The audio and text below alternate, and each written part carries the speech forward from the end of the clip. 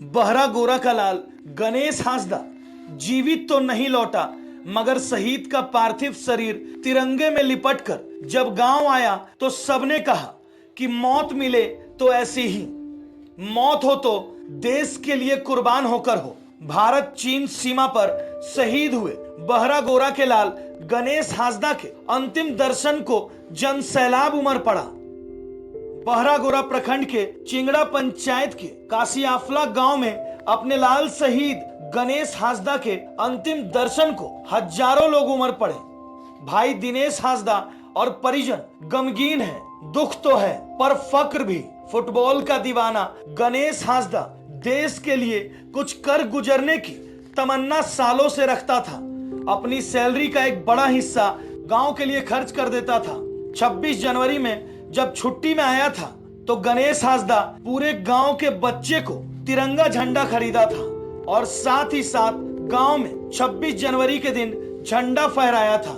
इससे पता चलता है कि गणेश हांसदा को तिरंगे और अपने वतन से कितना प्यार था। जितना मेहनत करके उसके ऊपर हम लोग विश्वास रखे, अभी तक सब विश्वास हम लोग का पूरा करता आया है। ये हम लोग अभी भी विश्वास रखते हैं कि वो पूरा करके ही रहेगा।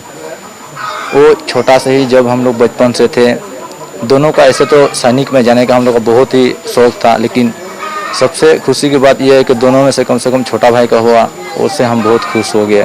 दोनों का नहीं हो पाया, कम से कम एक भाई का तो हुआ, वो सबसे खुश थे हम लोग बचपन से ही जब छोटे से ये थे उस टाइम से हम लोग का हिंदुस्तानी जो झंडा है उसके ऊपर बहुत ही गर्व रहते थे। जब ज्वाइनिंग करके पहले आया तो हमारे गांव में जितना बच्चा था सबको एक एक झंडा पकड़ा के 15 अगस्त में झंडा फहरा।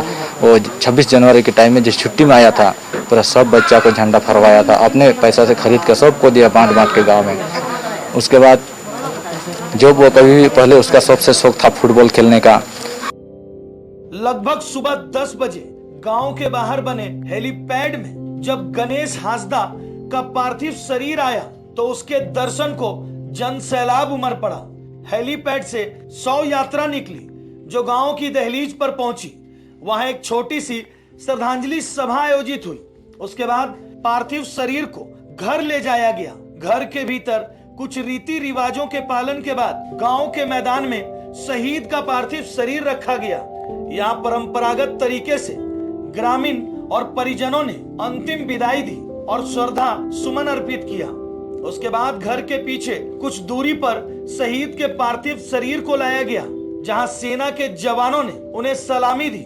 सांसद विद्युत बरन महतो, दिनेशानंद गोस्वामी, उपायुक्त रविशंकर शुक्ला, एसएसपी तमिल वानन सहित कई अधिकारी और अन्य ने श्रद्धा सुमन अर्पित किया।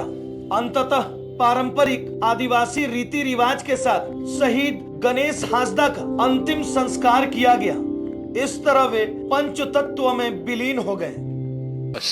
सैन्य प्रशासन और साथ में जिला प्रशासन एवं स्थानीय जनप्रतिनिधियों और ग्रामीणों के सहयोग से पूरे सम्मान के साथ अंत्येष्टि को संपन्न किया गया है और इनके जीवन और साथ में जो संदेश इन्होंने दिया है वो हम सभी लोगों के लिए काफ़ी प्रासंगिक और महत्वपूर्ण है और हम सभी लोग अपने राष्ट्र के लिए कुछ भी करने के लिए तत्पर रहें।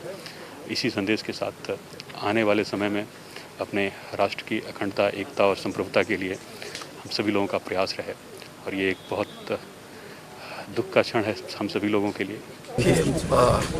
आज बहुत दुखद घटना है जो चाइना हमेशा जो है जहाँ हमारे सीमांचल क्षेत्र है, चाहे हिमाचल हो या लद्दाख हो, आए दिन अक्सर हम लोग अखबार में टीवी के आप लोगों के माध्यम से देखते रहते हैं कि इस तरह का जो है घटना को अंजाम देता रहा, लेकिन इस बार जो है हद के पार कर दिया, जवाब भी दिया। आज हमारे उन वीर शहीदों को मैं कोटि कोटि नमन करता हूँ जो अपनी मातृभूमि की रक्षा के लिए अपने जीवन को निछावर कर दिया, वीर गति प्राप्त किया।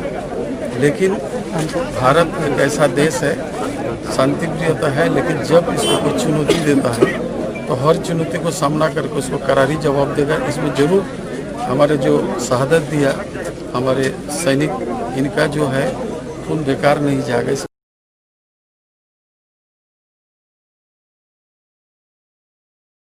न्यूजीलैंड चैनल को YouTube में सब्सक्राइब करें और खबरें सबसे पहले देखने के लिए बेल बटन जरूर दबाएं।